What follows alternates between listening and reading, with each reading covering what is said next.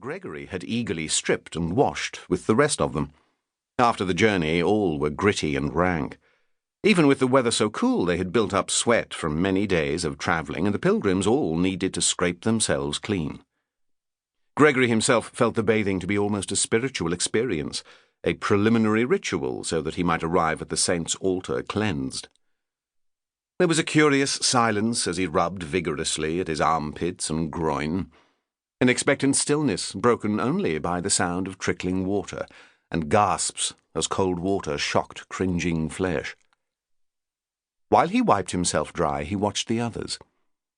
He was struck more by the differences between them than by the superficial similarity given to them by their broad hats and capes.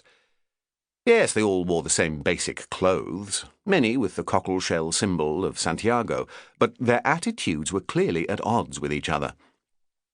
Some splashed enthusiastically like children, bawling loudly at the cold, spraying each other and laughing, while others stood silently contemplative, preparing themselves for the day, readying themselves for actually seeking the church, perhaps sad that the end of their journey was at hand, reluctant to consider that soon they must turn about and return to the mundanity of normal life, to bickering or scolding wives and squalling children.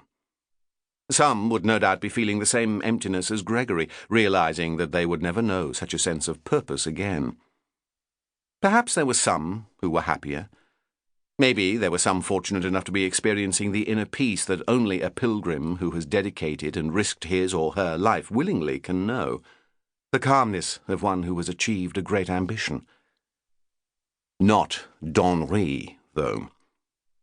Gregory reckoned that few groups of pilgrims would have had a knight like d'Henri joining them on their travels.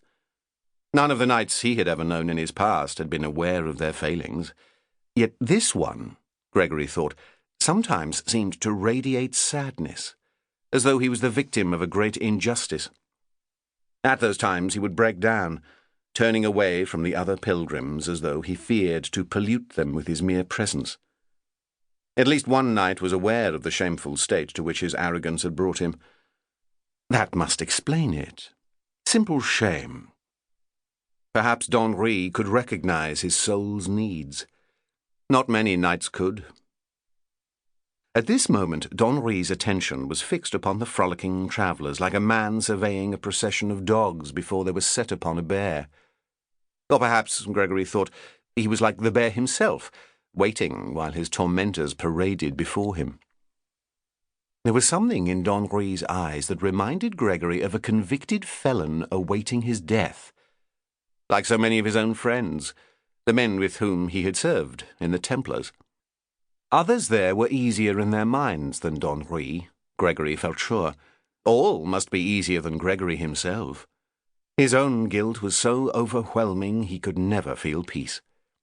He had made his oath, sworn it before witnesses, and then tried to renege. And then there was the second source of guilt, his act towards his wife. The act that had cost him his marriage. It was why he had so desperately wanted to be the first to catch sight of the city, as though merely seeing it before anyone else could give his personal pilgrimage a particular sanctity and potency. He would never know now. The peasant boy was king, not him. Gregory had thought that since he was the first in the water, he'd be the first out and off up the hill. He'd be king. But no. The peasant lad scarcely washed himself. Just a quick dip, in and out in a minute, and back into his clothing. Hardly clean. Hardly pious. He did not bother to dry himself. Gregory saw the boy throw on his shirt and tunic, snatch up his cloak, scrip and staff, and hare on ahead of them all through the trees. Others were moving off too, and Gregory realized with a leaden sinking in his belly that he was too late. He had missed his opportunity. At the top of the hill, now, he stared hungrily along the plain towards the great city of Compostela, but it didn't arouse even a frisson of religious pleasure. Nothing. He felt a keen desolation, a dreadful sense of loss.